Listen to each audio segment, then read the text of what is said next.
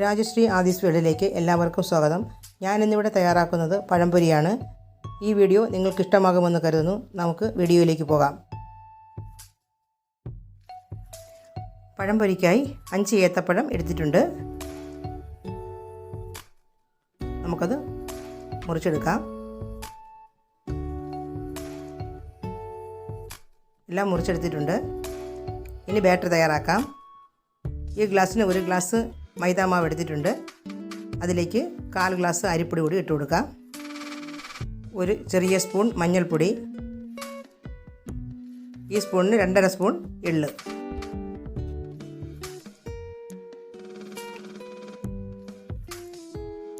കാൽ സ്പൂൺ ജീരകം.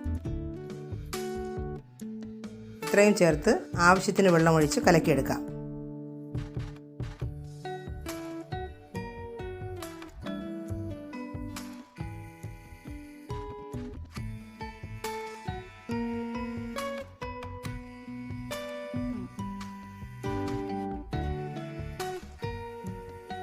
കലക്കിയെടുത്തിട്ടുണ്ട്.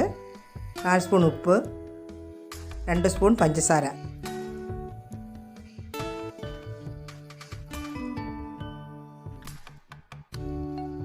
അധികം പുളിയില്ലാത്ത 1 തവി ദോശമാവ് ഒഴിച്ചു കൊടുക്കുകയാണ്. ഇതെല്ലാം കൂടെ ചേർത്ത് ഒന്ന് കലക്കിയെടുക്കാം. സോഡാപ്പൊടി ചേർക്കുന്നതിന് പകരമാണ് ഈ ദോശമാവ് ചേർക്കുന്നത്. പഴംപൊരിയുടെ പുറം നല്ല പൊന്തി വരികയും നല്ല ക്രിപ്സിയും ടേസ്റ്റും ആയിരിക്കും. ഒരു പാൻ അടുപ്പിൽ വെച്ചിട്ടുണ്ട്. ആവശ്യത്തിനുള്ള വെളിച്ചെണ്ണ ഒഴിച്ചു കൊടുക്കാം.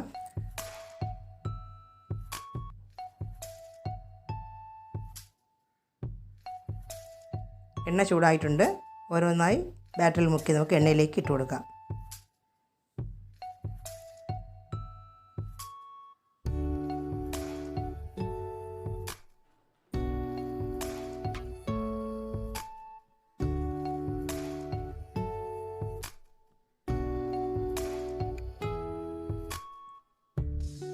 ഒരു സൈഡ് ആയിട്ടുണ്ട്. ഇനി മറിച്ചിട്ട് കൊടുക്കാം.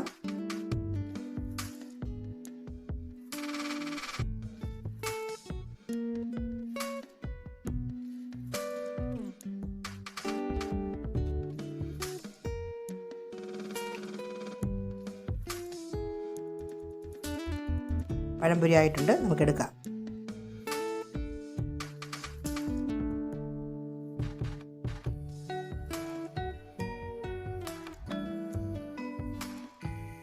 ബാക്കി നമുക്കതുപോലെ ഇട്ട് പൊരിച്ചെടുക്കാം.